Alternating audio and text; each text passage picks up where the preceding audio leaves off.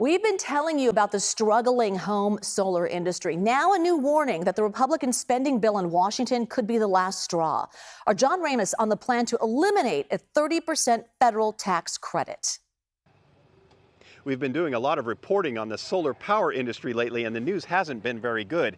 California has been pulling back from the incentives it once offered for rooftop solar, and now action by Congress has some people thinking the industry could be on the verge of collapse.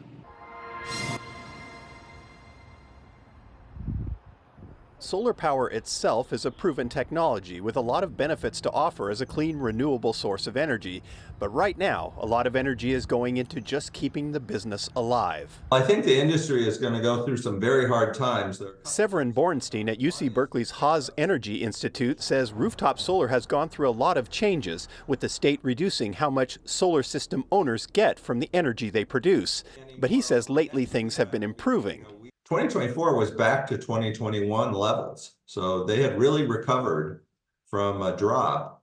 But now with what the Trump administration is doing, I think that there's a lot of concern. There were already a lot of rooftop solar companies that had pretty tenuous financing and were having a hard time. And I think this is pushing some of them over the edge. He's talking about a Republican effort in the budget bill to completely eliminate the 30% federal tax credit given to people who install solar systems on their homes. That, along with the tariffs being imposed by President Trump, has solar industry insiders calling foul. It's really sad to see solar energy getting caught in partisan crosshairs. The sun is not Republican or Democrat. The need for more electricity is not Democrat or Republican. We need more energy in America, and Congress has a role to play in making that happen. But right now, the role Congress is playing is to restrict rooftop solar, along with other renewable energies, in favor of older sources like fossil fuels and coal. The effect has already been devastating, with solar companies going bankrupt across the country.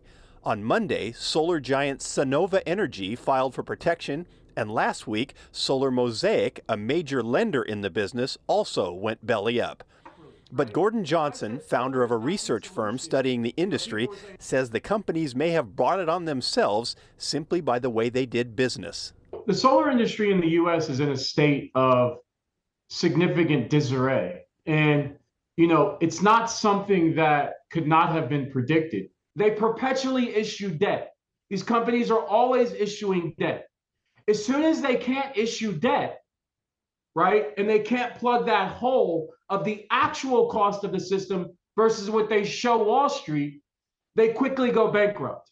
The prospects for the industry aren't good right now, but Joe Osha, an analyst for investment banker Guggenheim Securities, says rooftop solar should not be confused with the overall solar energy market. In megawatt terms, I will tell you that the residential solar business, as visible as it is only a tiny fraction of the solar generation that gets added into this country each year. The vast majority of it are these large utility scale solar farms.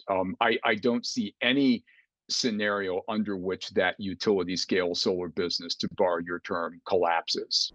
That leaves residential solar twisting in the political wind, and experts are saying small companies that have been the backbone of California's solar revolution will have a hard time staying in business.